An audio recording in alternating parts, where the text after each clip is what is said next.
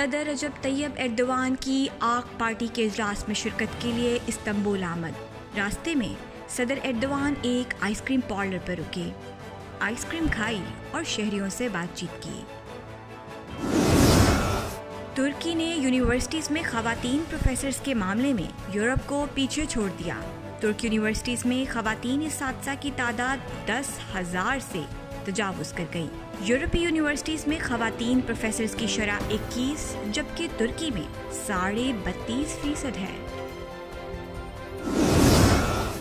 तुर्क सूबे गाज़ियान्तब में नेशनल लाइब्रेरी की तामीर अगस्त में शुरू होगी। सूबे में तालीम के फ़रोग़ में अहम किरदार अदा करेगी।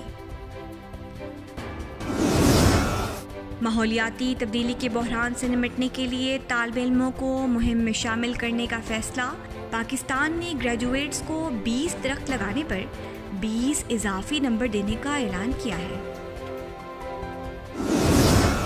पाक बहरिया के सैफ शिप की डी जबोती आमद।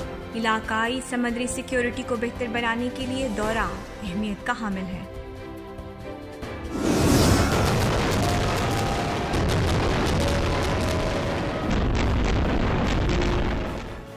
2 लाख फ़लस्तीनी तिब्बी इमदाद के मुंतज़िर हैं। आलमी इदारा सेहत ने कहा है कि इसराइली हमलों में ज़ख्मी हज़ारों फ़लस्तीनियों को तिब्बी इमदाद की अशद ज़रूरत है।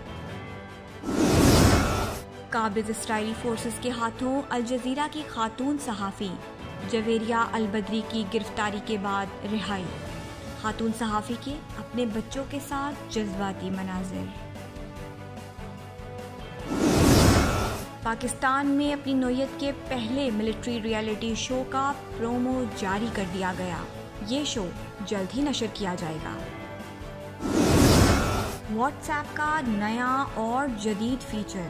अब व्हाट्सएप सारिफीन बैक वक्त 4 मुख्तलिफ डिवाइसेस पर लॉगिन कर सकेंगे। एक और तुर्क माजूर खिलाड़ी ने मैदान मार लिया। नरगिस अल्तंतास ने ख़वातीन टेबल टेनिस में सोने का तमगा जीत लिया।